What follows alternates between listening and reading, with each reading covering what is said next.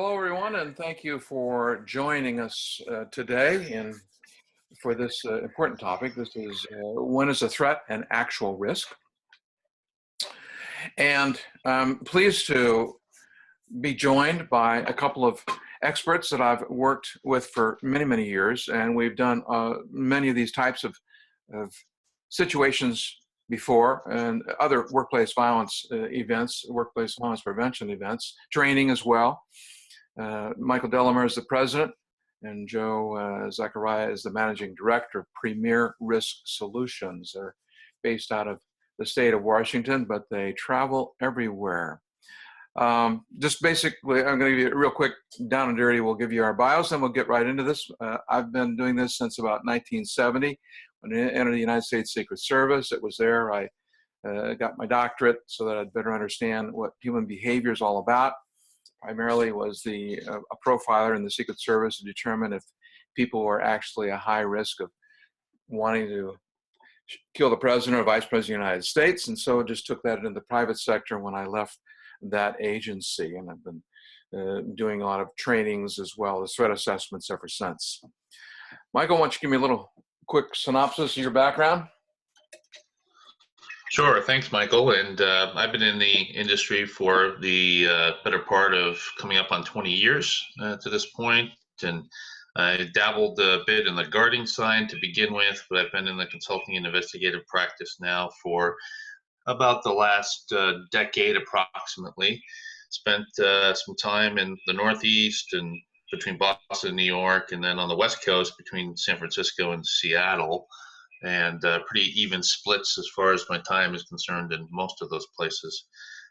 But formed this company, Premier Solutions, about 3 years ago after a lengthy tenure with Pinkerton.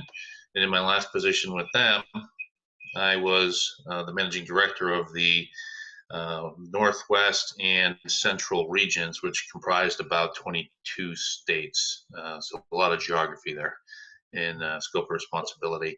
But what we did was we managed casework from clientele that was based in that footprint globally. And that's what led us to work together over the course of our last decade here, and have a lot of collaboration on this particular topic. Absolutely. I will let Joe now introduce himself. Perfect. Yeah, thank you.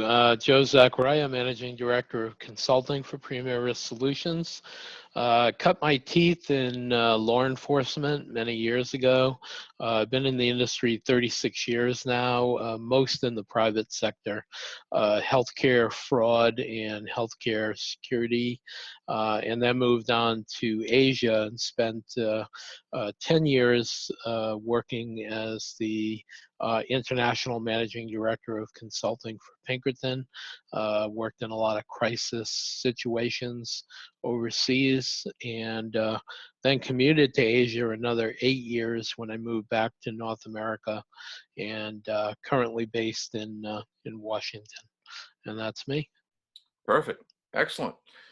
All right. Well, that's who we are. So obviously well-qualified individuals here to talk on this topic. It's certainly a difficult one to determine. You're looking at a potential volatile situation. You're not sure, just somebody's maybe a little strange or a little off, and you just don't know what to look for. And so we wanted to really get into that and give you some ideas of what to look for and what you can do to make sure that you're safe as well. And I specifically wanted Michael and Joe involved in this because they bring a whole nother perspective to this. As I'm busy looking at the behavioral aspects, and that's all well and good, but okay, so what do you do prior or after you discover that? And I get involved in some of that, but most of the time it's people like Michael and Joe that handle all those kinds of things. So moving on to the actual information here. If I can get there we go. We'll start off with what's the problem, of course, trying to understand the why instead of how. This is what everyone wants to do, is understand the why. Why do people do this? I know when I'm watching TV with my wife and news media is on and they talk about, oh, it's horrendous shooting or something that happened, and the first thing on my wife's mouth is always, why? Why would somebody do that?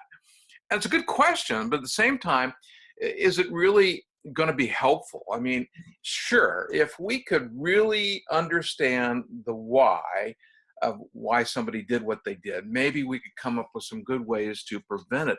Unfortunately, the whys are too voluminous. I mean, when I first left the Secret Service, I thought, okay, I'm going to keep track of this whys, because we often ask this question, and I'll be able to tell people, oh, here's the whys. And pretty soon after listing about 100 of these things and finding not a lot of commonality, I said, I give up and started looking for the hows. How do people get to this point? And that's what even our latest researchers and clinicians have been discovering. And now they're coming up with a very narrow focus, which is good. Maybe 6 or 7 different behaviors that you really look for continuously across the board. And so that really is more important to be looking for, and I'm going to be discussing that. Unfortunately, it's kind of like suicide. You have to take all threats serious until you show otherwise, because unfortunately, this is not a science. I wish it were, but it's not. And those of us that have our doctorates and stuff, you know, we like to think that we're very scientific and clinical and all. Yeah, no, it's really a subjective concept. And that's why I rely on people like Michael and Joe to really give me another perspective at times, so that it can help me as well. I mean, yeah, I've been doing this for a long time, but I get caught up in the middle of this stuff, the behavioral stuff, and they look at some of the other practicalities. So you do have to approach it holistically, if you will, and you have to treat each one as a genuine case until you know otherwise. But an actual threat may simply be a vent. Sometimes if you've driven down the highway and you've been cut off by somebody, you have probably said something that, if you really technically looked at it, could be considered a threat. Does that mean that you're going to commit that act? Does that mean that you are a potential violent perpetrator? Not necessarily. So we have to realize that, unfortunately, an actual threat, it may simply be a vent, and that's not always bad. It depends upon the circumstance. And then there's just no one size that fits all type of thing. Everybody's looking for, of course, the magic bullet or the magic idea, the magic resolve. There just isn't anything. There just isn't one size that fits all. So we got to look at all the data, all the past behaviors, all the circumstances, put it all together, and then lay it out there and say, okay, this is the potentials, this is the issues, and this is what we need to do. So these are some of the issues that we're going to hit today, most of the issues that we're going to hit today and talk about. And certainly during this time frame, I want you to feel comfortable in asking questions. And so just go to the live chat area on this webinar and type in your questions. We're not going to have time to look at them all during this presentation, but I promise you that we will answer them. You can direct them to Michael, Joe, or I, and we'll be glad to handle them. So please do not hesitate to do that. We're glad to handle your questions or comments. You don't like how this is presented or something, whatever. It helps us make these things even better. All right, moving on. Why be concerned about the whys? And I briefly described that, but traditionally it was always believed that once we understood why someone did what they did, we would be better prepared to stop or maybe even change their behavior. And that's really not a bad concept. It's really exactly what we want to do. And when I was doing private therapy to start with, getting my necessary hours so that I could claim, yes, I have a legitimate doctorate, I would often try to find out why this person was doing that. So one-on-one, it's not a bad concept. And I to this day, if I were a therapist, that's probably what I would still try to do. Why are you as an individual doing this? And then I can better outline or design the behavioral aspects that can help you change the negative behavior. But when we're looking at a big picture thing, The laundry list of whys would literally, as I say here, fill a book. I mean, it's just voluminous and it's just way too much. And you go on ad nauseum. And I've seen laundry lists that some of my colleagues will hand out at a seminar and say, here, look for these things. This is why people do what they do. And you'll have a good feel for why they do what they do.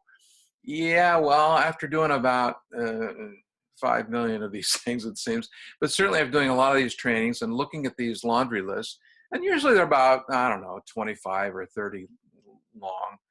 And people inevitably chime up as soon as they get the list. I know somebody like that. I know this person. No, you really don't. So it's not a good way of looking at it. Hence, the better question to ask is how? How are you going to accomplish this threat? Because once we know the individual has that resolve, doesn't have to have the answer, but has that resolve, then we know they're starting to plan. They're starting to ruminate, to think about it. Once they start doing that, now they're giving themselves rationalizations as well as reasons why they need to go and commit this particular type of behavior. So it's really better to ask how, and there are certain things we can look for that I'm going to discuss here that gives us some keys into that. And one of the main ones is the threat realistic? My mother was famous when I was young, and would be chasing after me after I did something wrong and say, when I catch you, I'm going to knock your block off. Yeah, after a while, I learned that didn't have much meaning. I mean, yeah, I got swatted, needless to say, but she never knocked my block off. And that's not a very realistic thing. So therefore, we can say if somebody says something it's just not realistic. And therefore, is it something I can really put in my cauldron of saying, okay, this is a potential threat and here's proof of it? Not really. It just substantiates that they're venting. They're angry, they're upset, they're frustrated, a lot of things, but not necessarily that they're looking to really commit an active event. So I'm going to blow up your entire building. Maybe. Certainly, I've gotten those kinds of threats or calls on those kinds of threats. You may very well have received similar kinds of information about this. And some people decide they're going to empty the whole building and look through it. Some people call the police. Sometimes the police respond, sometimes not. It depends. And that's a maybe. But because it's a maybe, I think you have to take it realistic. You have to assume that it is potential, and therefore you have to look into it. So it just depends what it is. I'm going to shoot you. Yeah, okay. Do you own any weapons? Have you ever had any weapons? Do you have familiarity with weapons? Do you know where to get a weapon? I mean, the list goes on and on. We got to check it out, but we've got to check it out. Can't just let it go. When it's something that's plausible, got to completely check it out. If it's something like, yeah, I'm going to blow up California. Yeah, okay, fine. And take that with a grain of salt and go on to the next issue and maybe come back to that one later. Okay. I want to go through an actual example from one of my cases just to give you a thought about this and explain what's going on here, and so that you can kind of see what we're talking about. Abe and Bill work together at ABC Company. They have known each other for 10 years. They go hunting and camping, and they bring their kids and their wives, and they attend family functions at each other's homes. But about a month ago, Bill got a promotion, and Abe felt he should have got it. Now, Abe's not so friendly with Bill, especially when he corrects him at work, because now Bill is, in essence, his immediate supervisor. After losing his temper, and Bill said he was going to have to report this to management, Abe was seen pointing his finger at Bill as Bill was leaving the premises, as if he was shooting him. Abe also told another coworker right after that, Bill better watch his back. The other coworker was so shocked he didn't even know what to say. But anyway, that particular coworker we'll call him Joe. Joe decided he was going to report this to you on, of course, Sunday. Everybody's closed up Friday night, Saturday. All of a sudden, Sunday comes around. Now you get the report. And of course, then they call someone like me. Is this a threat? Is this realistic? Is this something we need to be concerned about? Do we need to shut down the plant? Do we have nobody come in on Monday? And there's a lot of questions here, a lot of issues. And so we really have to look at it to say, okay, what have we got here? And we really have to break it down. From my perspective, from a behavioral standpoint, I'm going, okay, primary thing. Have there been any changes in behavior recently in the last 6 months to a year? Well, yeah, less time than that, a month ago.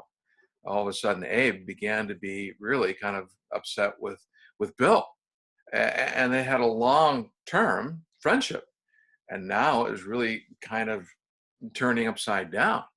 So that's a concern.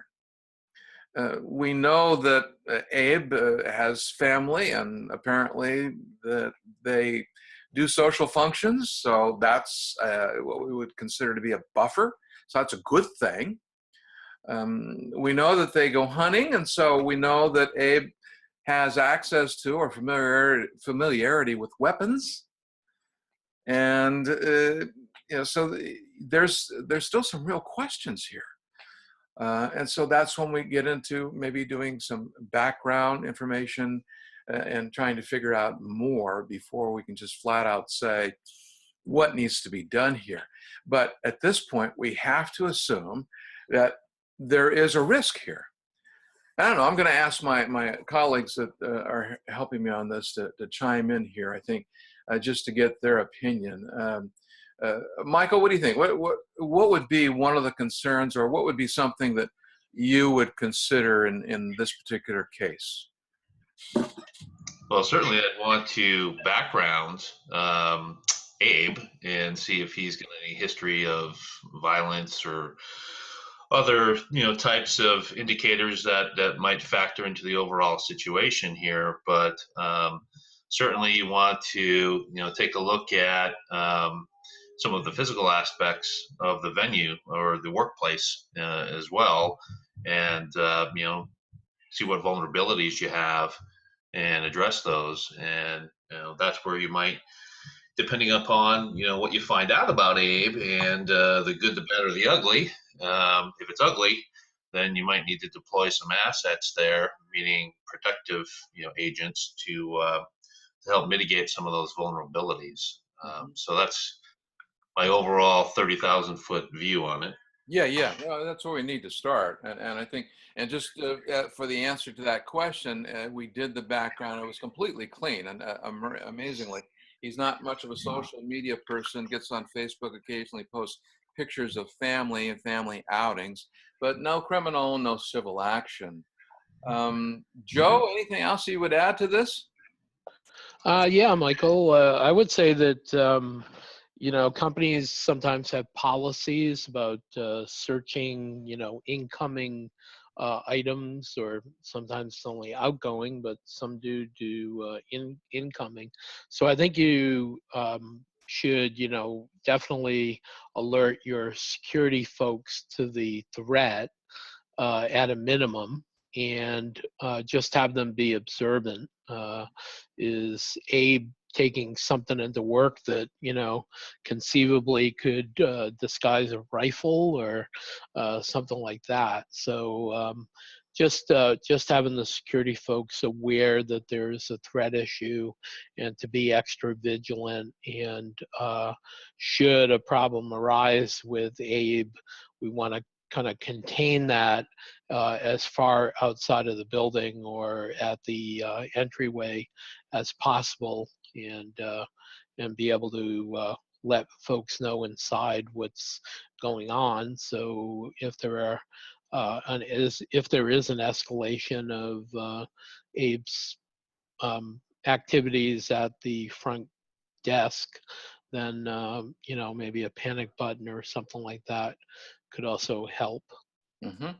Yeah, and these are all good ideas on all things that you need to consider. and we want to try to go back to our issue of, is this really a high risk? And so, all these steps are necessary. So there's a lot of work to do here, folks. It's not something that just, oh, well, we'll just shut the plant down.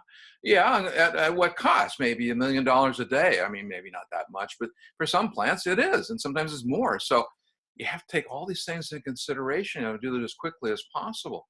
Well, what we look at, of course, is, okay, we did the background. The backgrounds can be done fairly quickly and effectively.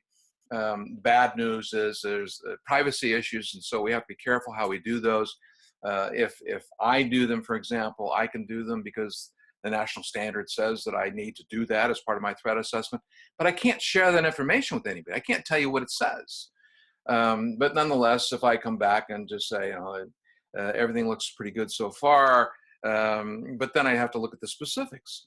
We know there's been a behavioral change, and that's a negative. But we also know there are some buffers because he has family and interacts with family on the outside.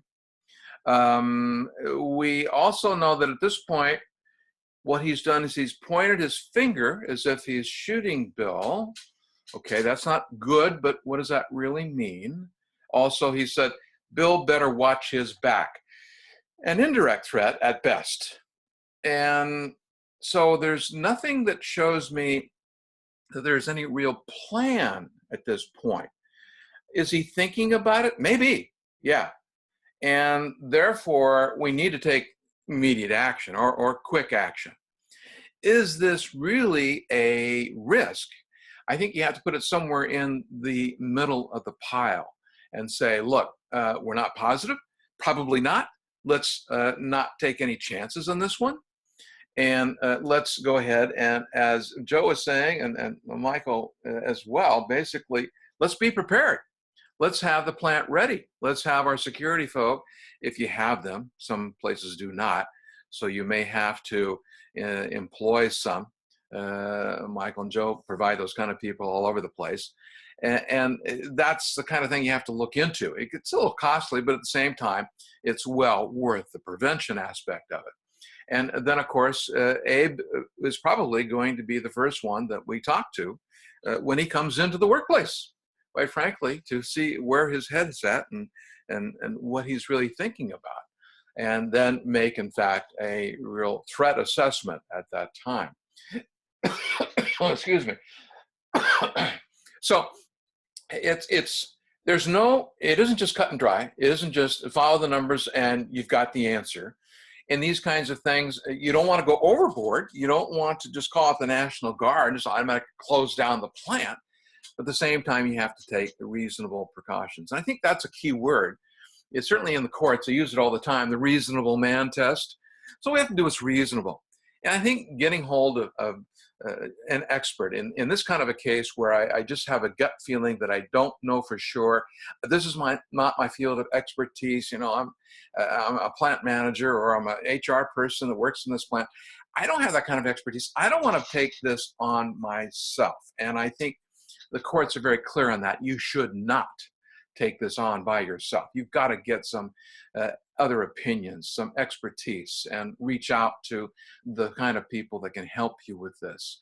And then go by what they feel, what their recommendations are, and what feels reasonable to you from that standpoint, because that's how you're going to be judged. Did you do what was reasonable? And that's what we did in this particular case. And fortunately, discovered that Abe, while he was upset, he would never do anything like this. And I'm really synopsizing this a lot just so we don't spend a lot of time on this. But the bottom line is that he just needed to get over this Bill thing. And because they were such good friends in the beginning, he was able to work on that. But initially, he was upset. There's no question he was upset. And he was taking out his frustrations and just doing inappropriate things. And he realized that. And the company actually gave him a few days off. Go cool off, go figure out what you want to do, and then come on back. So it worked out all right. Okay. So that gives you an example, just a typical example, typical case that we often see. And what are some of the things we need to look at? basically, we have what we call our three-legged stool rule, and I apologize for my PowerPoint there. First, do we have a victim? Um, in a lot of these cases, we look at people call and say, well, Joe said that he was going to hurt the next person, was going to shoot the next person that said he was doing something wrong. Okay, where's your victim? Well, it could be anybody in the company.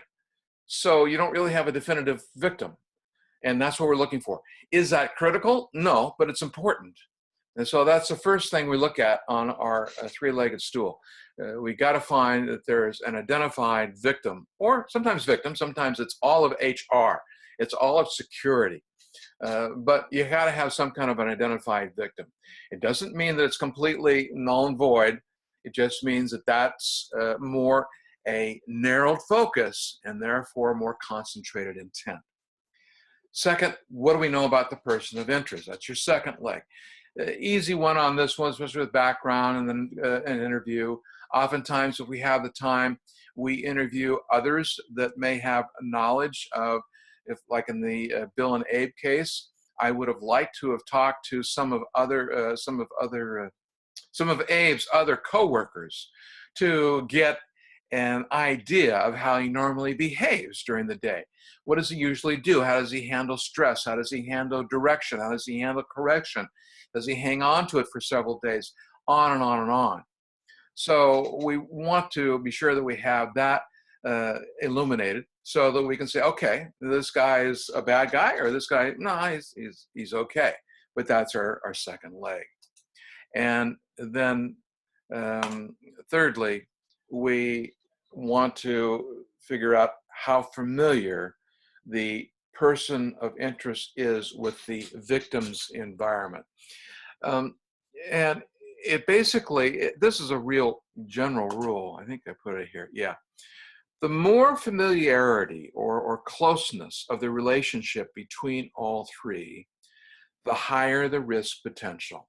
All right. This is not cast in stone, but in general, you can say that if there is a strong relationship between the victim, the person of interest, and the environment, then there's a higher risk than, let's say, the person of interest doesn't like the company president, but the person of interest works in San Francisco and the company president works in New York.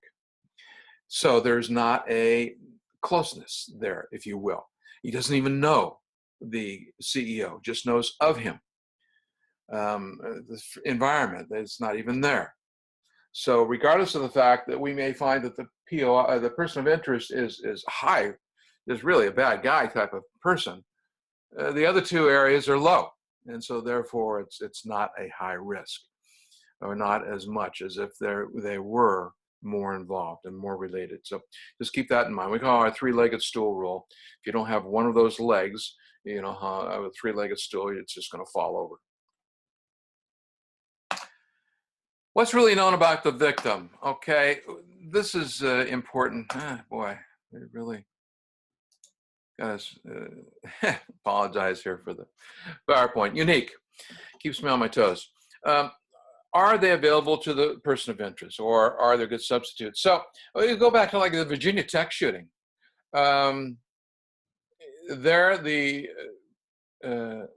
person of interest, when he went out for his second round, went to a classroom where he thought another instructor was going to be, that he could shoot and kill there.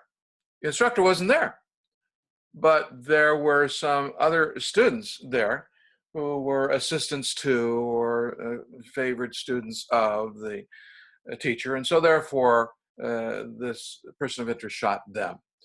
The same kind of thing. In other words, yes, I want to find if there's a specific victim. If not, will somebody else do? If in fact this individual is threatening the CEO and the POI is in San Francisco and the CEO is in New York, well, will the president in charge of the San Francisco office do? Will he suffice as a representative of the CEO that's in New York? Something you have to consider when you're looking at this. Is the victim someone who seems to attract a lot of irritation? That is kind of a common theme. Look, for example, I mean, I protect the president, vice president of the United States of America. Obviously, they're going to attract a lot of attention, and they get a lot of people irritated. And certainly we can see that happening right now in our country. So it's really not a far-fetched, not a far outlandish concept to think that this particular victim may be the kind of person who, in fact, attracts a lot of attention. So and makes a lot of people irritated. So we want to add that to the mix to make a determination of whether or not there really is a high risk there. And have any previous threats ever been made to this victim? That just adds to it. It doesn't mean that necessarily that it makes it a higher risk, but if in fact there have been similar threats, whether it be from other people or from the same POI, then we have to add that to the mix and make that something that they understand. Okay. And how does the victim generally respond to threats? Does he just slough them off? Does he get upset? Does he have somebody look into it? What does he usually do with it? Because that may, in fact, be one of the triggers that causes the POI to go off on this potential victim. And as I indicate, this source is basically from the FBI study in 2014. And they recently came out, Michael reminded me the other day, the FBI came out with a study more about the aggressive types of workplace violence, active shooters, that kind of thing. And I don't know, it's about a 50-page document. It's a great thing. I mean, if you want to see where the most common areas of carnage occur, what kind of person does it, and all of those kinds of stats, it's a fantastic document. Unfortunately, to me, it's also it's kind of in the same cauldron as saying why, because as we all know, stats can be made to say one thing or another depending on how you look at it and how you want to interpret it. And all you need is to be that one person that's outside the stats, and now you've changed the stats. So I'd rather look at the house, but it's a great document. I mean, if for, again, figuring out, okay, where do most shootings happen?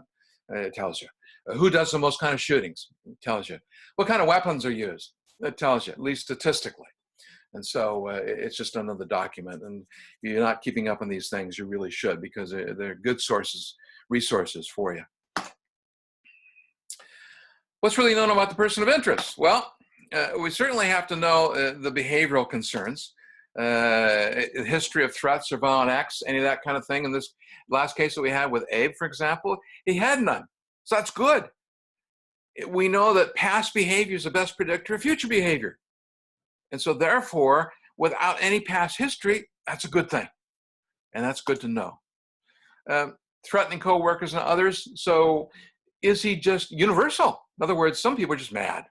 They're just upset. They're frustrated. They're easily frustrated. And they just are unhappy people. And they seem like they threaten everybody. It's not right. It's inappropriate. That kind of behavior needs to be dealt with. But doesn't mean that they're more prone to become volatile, especially towards a specific person. Probably not, but we need to check it out. We need to make sure that during their threat, it's to a specific person. Okay? Verbal abuse of coworkers or others, opposed to threatening, they're just harassing, they're just bullying, they're doing other inappropriate behaviors that are not allowed and shouldn't be allowed in the workplace. At the same time, it gives us kind of an insight as to whether or not a specific threat is something that needs to be concerned. We need to be concerned about. If it's directed towards a specific victim, then maybe. At the same time, because they direct these kinds of threats to everybody all the time, or they verbally abuse people all the time, maybe it's not that serious. So we really need to look at that kind of thing. Do they do any kind of harassment through the phone call or email? Sometimes they feel more anonymous, if you will, even though everybody might know who they are. It doesn't matter. They feel more anonymous, and they feel that it's safer to go through this process. bizarre comments. Sometimes there's just some individuals that may have some mental health issue, or they just think differently, and therefore they make bizarre comments. Does that mean they're a higher risk? Probably not, but at the same time, you have to check it out. You have to see what their real background is. You have to look at the whole picture. You can't just look at just one thing. And do they have frequent aggressive outbursts? Again, inappropriate. And somebody should have been doing something about this a long time ago, but sometimes it just doesn't happen that way in the workplace. But we have to put all this into the cauldron to make our determination, put it all together to really make the assessment and to make it more accurate than to just take something on face value. And lastly, are there excessive displays of temper? So all of these are important, and this is the things that we look for, and this helps us to really determine, is this threat a high level? If some of these things are there and there's not a specific narrowness of focus towards a specific victim, then that tells me, okay, maybe this threat isn't such a high risk after all. Again, a lot of pieces to the puzzle. Got to put all these pieces together before you can just make that automatic assumption, but nonetheless, things to look for. And again, how about some triggers, common triggering events that could lead to any kind of a violent acts of aggression? Has the person been terminated or laid off recently? It's interesting, the stats, here we go with stats again, and this comes from studies that were done by a couple insurance companies, oh boy, a decade or more ago. It indicated as far as workplace violence occurring after termination or layoff, it was very low. I mean, it was in like the one-digit numbers, 2, 3, 4%. And that kind of goes against the grain of what you'd normally think. We surmise it's because people are pre-warned, they've been warned, they've been told about it, and so it's not that big of a shock. And so a few people occasionally will ruminate about it for quite a while and then come back and maybe do something foolish. But for the most part, there's not a big issue. But nonetheless, it could be a triggering event. Maybe they have been reprimanded, kind of like where Abe was after he talked with Bill that first time. He was reprimanded, he was upset, he was frustrated. He pretended to finger shoot Bill and told someone he better watch his back because he had been reprimanded. So people, it happens. Could it be a triggering event that leads to an event? It could be, and so you have to check it out. Do we have financial troubles? Unfortunately, that's life, and all of us have been there at one time or another, and so some people can't handle it, and they'll immediately blame somebody else. It's not me, it's that person. If this guy wouldn't have gotten in my way, wouldn't have tried to tell me what to do, or wouldn't have said I did something wrong, I really didn't, then I would be fine, and I would have gotten that promotion, something like that. All right. Family problems could be illness. I've seen that, where illnesses in the family have caused real problems. A person's got some very short-tempered. It could be relationship problems. Someone's looking at a divorce or something. A lot of different things, and unfortunately, it's real hard to just turn that off going from home into the workplace. So you have to take those into consideration. And then separation, divorce, or even a death. Death of a loved one. And lastly, personal or professional loss. It could be a demotion. It could literally be the loss of somebody that they felt was a mentor to them, and they felt that they were let go unfairly. I've seen that. So take all those into consideration when you look at that. And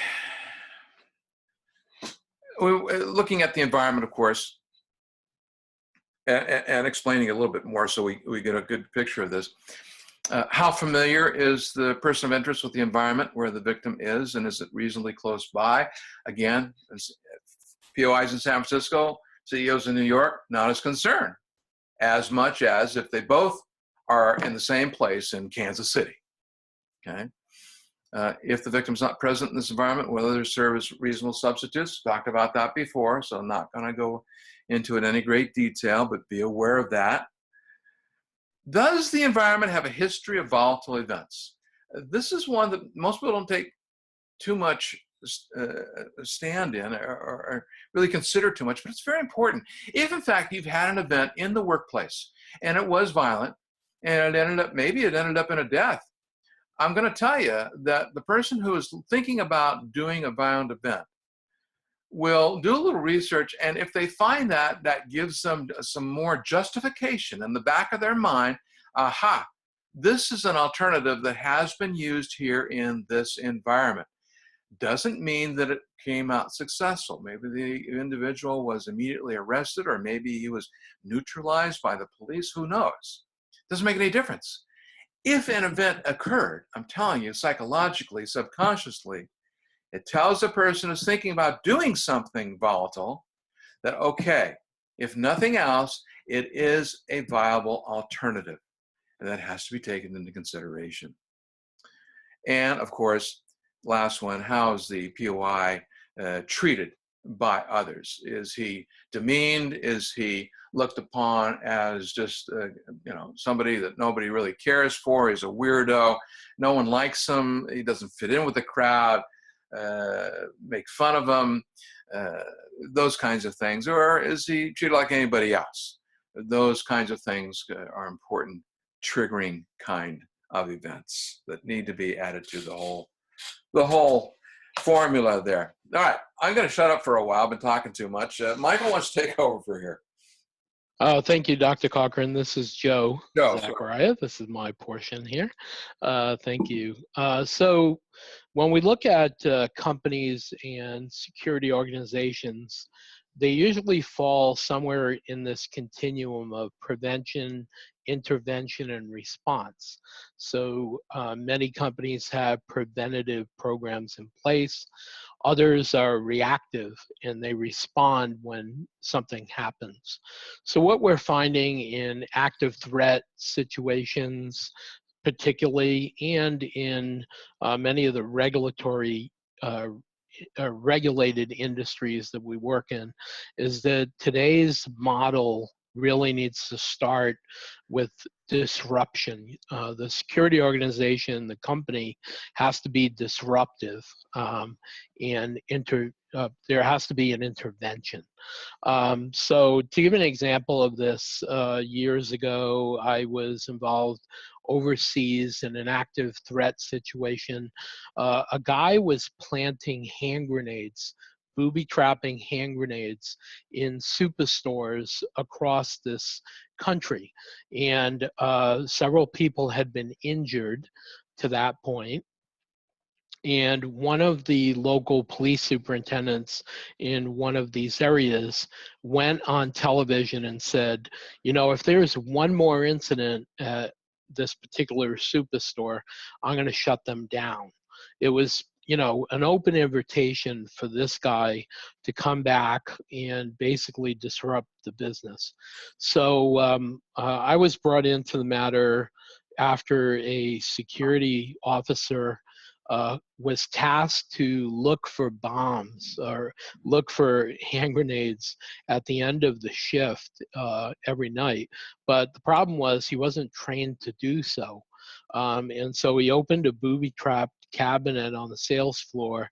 The hand grenade exploded, and the next morning I was in the office of the senior management, and there were photos of a decapitated security officer, his head blown right off. And so unfortunately, in that location, I didn't have access to someone with the skill set of Dr. Cochran, and I had to think on my feet. So I determined that we really needed to be disruptive. And so we went about implementing a program of staff education, rapid education of staff, and measures to intervene before anything could happen. And we were so effective in this, the staff grasped the concept.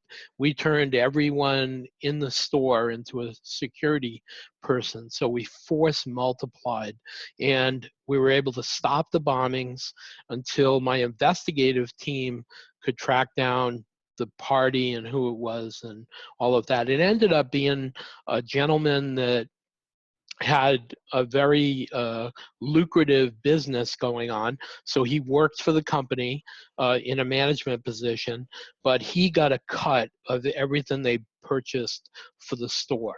From shopping bags to whatever. And they fired him because of some behavioral issues. And he came back because that gravy train was cut off, even though they had given him a significant golden parachute to leave. It still cut into his illicit business on the side there. So organizations really need to be to really start with the intervention part and be disruptive in today's environment. So that brings us to the next slide. The built environment. So one of the many ways that we can be disruptive is how we design things. And so when people think about, security in a building, we just want to load it with cameras and access control and all these great things. Well, some of those are effective tools, but we need to look at how we're designing buildings in the first place. So one of the things that I like to do with my clients, if there is the luxury of new building construction, is to get in there and work with their architects and their project people to see what can be done in the design phase of their premises. And that really has to happen before the 10% phase of the architectural process to make any meaningful changes that aren't costly. For existing buildings, there are many, many things that can be done after a proper assessment to phase in a retrofit strategy.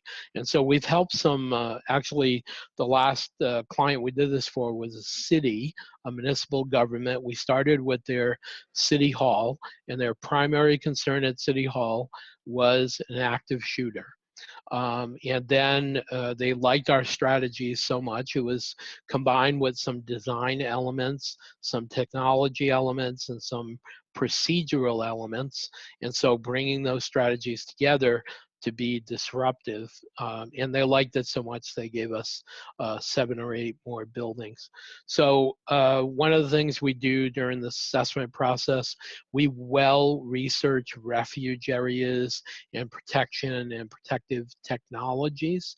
And so that's part of what you should do to examine that built environment. Consult with the staff that are in those areas. There are people that are there every day. They're the experts on that space. And so we want to talk to them, engage them, and assess what they've said to us and some of the examples they've given us of problem situations over the years. Sometimes simple procedures can help facilitate staff action during an incident. But because folks haven't been educated in those procedures, they don't know what to do. So that goes a long way. Educating staff, providing new features and tools, and training on those new features and tools really goes a long way. And really what we want to do is we want to empower the staff, because these active shooters really want the control. They want to dominate. And unfortunately, people think that if they become the lambs and they do everything that this guy says to do, including kneeling and putting your hands in the air and facing the wall, that somehow they're going to escape. And the reality is the statistics show that that's not going to happen. This guy is in control, and he is really getting off on them being the lambs, and he's going to take their life. So we want to turn them from lambs into lions, and we can do that with some sound security tools in the built environment. Great. Thanks, Joe. It's good stuff. Michael? All right, thank you. Yeah, and I'm going to pick up where Joe kind of left off, and from an organizational perspective, this slide is going to kind of highlight some of the big picture items and strategies that need to be employed today for anyone listening on this call for your particular organization. These are some of the items that senior management is going to need in order to handle these aggressive individuals in these situations as they arise. So the first one here, create an open environment for early reporting. What that's going to do is, allow for individuals who are third party to overhearing a comment made, as in our earlier example. The individual, Joe, happened to report it on a Sunday.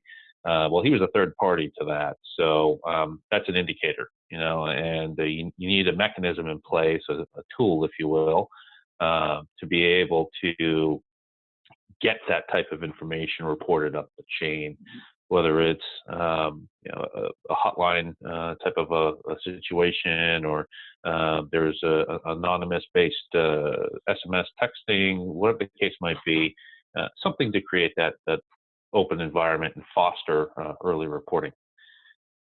Secondly, policies and procedures. You need to have something in place for workplace violence prevention.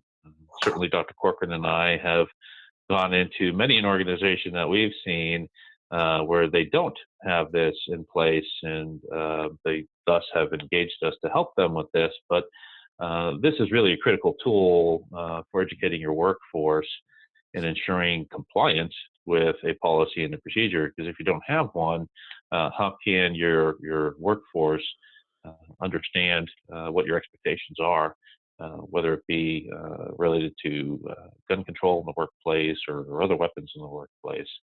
So make sure you have some type of workplace violence prevention policy enacted and in place and enforced. Thirdly, ensure mutual aid is established well in advance for any type of victim support, and I have a list of situations there. Make sure that the security investigative agencies that you decide to hire have enough locally licensed and qualified personnel to support, whether it be concealed carry type of plainclothes agents or uniformed agents, whatever your need-based situation might be. Make sure that you ask those questions of them and what their capabilities are for wherever you may be located and situated in your backyard or around the world. The same goes to be said for any hotels or car rental agencies. Basically, when you're dealing with an individual where the situation is getting that much more threatening, you want to change their schedules around, maybe put them in the hotel so they don't go home, get them in a car rental, switch up vehicles so it's a nondescript, unknown vehicle to whoever the aggressor may be, things like that. So you need to have those mutual aid agreements in place now, so when the time comes, you're not scrambling. And this is the easy button, so to speak, for lack of a better term, to have those response mechanisms in place. Next, certainly have established a threat management team to discuss these issues and these next steps. So you're going to have on your team legal, security, HR, sometimes facilities and real estate personnel, sometimes a representative from the senior leadership or C-suite team might need to be involved in that, depending on your organization. Make sure that you're working on that now, and you have these people in place. Collectively, you need to agree as a team on what your next steps and strategies are going to be as far as reaction and addressing the situation is going to take. So make sure you're working on those now and have those in place. And lastly, to Joe's point, ensure that the organization is performing regular risk assessments of any of your locations, wherever they may be. And those risk assessments should be, covering technology, staffing, policies, procedures, practices. It's really the 360-degree view of how your business operates and working the security and safety policies and procedures in and around all of that environment. the environment is critical because that's going to help point out your vulnerable points and identify those. So if you do have one of these situations that come up, you know where you need to deploy assets in your mutual aid, especially when it comes to the security investigative side of things, and number of bodies you're going to need, the types of qualifications those individuals need to have in order to address the situation as it stands. Next slide. So here are some helpful hints, tips, recommendations, suggestions that can help create a more situationally aware workforce and or visitors to your organization. First thing, parking lots. A significant portion of bad crimes are committed in parking lots. Don't engage with anybody in an argument one-on-one, certainly, generally speaking, but most specifically in a parking lot, just based on the statistics again. Distracted walkers are a big problem in today's society. Everybody's got their head in their phone. That does not create a situationally aware environment. You need to be aware of your surroundings for loitering vehicles, whether it be a suspicious vehicle that is known to you or somebody sitting in a vehicle, things of those varieties. And certainly do not cover your ears. Don't have your earbuds blasting music into your headphones. You're not going to be able to hear potential gunfire, cries for help, things of that variety. If you do that, you need to maintain your own situational awareness. For if you don't, there's no reason that you could either help somebody else and call for emergency support or create your own bubble of personal safety. Keep your keys in your hand. Same can be said if you happen to carry mace or pepper spray. Make things easily accessible to you. If you happen to carry one of those IKEA bags as a purse or some other handbag of variety, and it's way at the bottom somewhere, and you haven't necessarily seen it or touched it in the course of the better part of 2-3 weeks, a month, it may be too late by the time you're trying to get to it as far as a self-defense mechanism is concerned. So make sure you have very easy access within a second or two to be able to deploy something, because your keys can also be a self-defense mechanism as well if you happen to carry that type of stuff with you. Look into your own car before getting in. We've heard situations before where homelessness is a problem, especially where we're from in the greater Seattle area. They're everywhere. And, they may break into your car to sleep. And we've heard situations of that being exactly the case, where somebody's been found asleep in the back seat. And had you not been paying attention to that, then you may have driven off, and God knows what could have happened in that particular scenario. So definitely look into your own car before you get in. Lock your car doors as soon as you do as well. Don't carry too much in your arms. Always have at least one arm free. That way, if somebody is approaching you, you have at least something available as far as your own, again, self-defense mechanism is concerned, to quickly react and respond to a changing environment and situation. So try to leave one free arm for yourself there. Next slide. If you are confronted with a confrontation and you are confined to that space in a one-on-one type of scenario, which hopefully you are not, but if you are, worst case scenario, a few simple suggestions to try to de-escalate the situation as much as possible without it getting physical or violent. First thing, stand at an angle and open palm hands. So that way they don't feel you're trying to conceal or reach for something, that you yourself or trying to show a little bit of vulnerability of sorts that you want to openly listen to, dialogue with the person, reason with them versus trying to escalate the situation.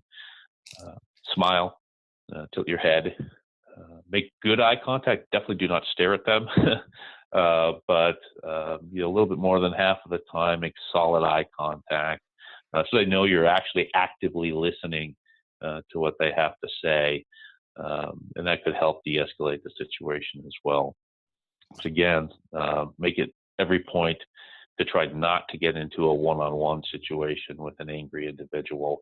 You want to have other people in the area there with you as a support mechanism if that is going to end up being the case with a meeting to occur. But that pretty much rounds out my portion, and I'll punt it back to you, Dr. Corcoran. Yeah, no, that's good, Michael and Joe both. I just want to finalize this, some thoughts, just putting it all together. Remember, the first thing is that all three of the legs of our stool need to be present. If not, the stool won't stand. The actual potential risk might be less. So that's our victim, our person of interest, and our environment. Again, if you don't have one, it doesn't necessarily mean that you don't have a threat, but the risk is lower. We've got to go on general principles here because there's just too many moving parts. When your gut tells you something amiss or you're not sure, you just feel uncomfortable, you call somebody that's an expert. Even the national standard makes that very clear. Don't try to do this on your own. You're not expected to do it on your own. The court's not expected to do it on your own. And as Michael was explaining, all this kind of stuff should be in your at your fingertips as far as who to call, when to call them. Make sure it's somebody you're comfortable with, that you feel is knowledgeable and understands this stuff. Secondly, I think one of the more important aspects, or when we're looking at, is this threat a real risk? I'm looking for a plan. Not only is the plan important, but is the plan realistic and possible? If not, the actual potential of risk is less. So that helps to a certain extent, realizing that aspect of it. And lastly, you got to follow through with your investigation.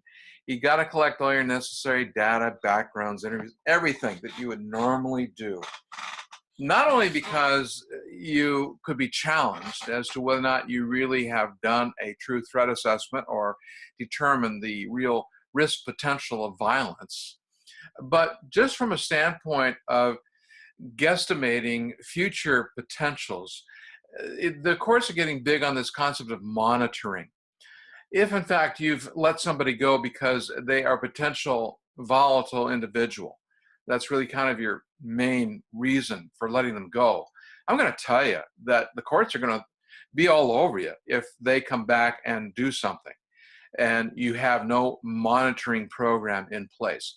I know how you're supposed to do that. You're not a police agency, but reaching out to groups like what Michael and Joe are with, someone like myself, we can help you look at designing those types of monitoring programs that would be beneficial and would meet the court rules or the court concepts. Remember, they're going to use a reasonable man test. They don't expect companies to do investigations, but at the same time, they want them to know that they're taking this stuff seriously. We know that there are cases, not a lot, but there are cases where people that are fired 2, 3, 4, 5 years down the road come back and do something stupid. So keep that in mind as well. Okay, so now just kind of a summary and conclusion. I mean, I just want to really open it up more for Q&A. And like I say, be sure and go to that live chat on this webinar thing and put in your questions, and we will get back to you on those. But I think we got time. Michael, you want to share another case we'd been discussing earlier? Sure. Yeah, there's a situation that we worked on collectively a long time ago. It was 7 or 8 years ago at this point. It was in the San Francisco Bay Area for a Fortune 200 company where they had an individual, male, call his name Sam. And he was a senior manager in the organization, one level removed from the C-suite.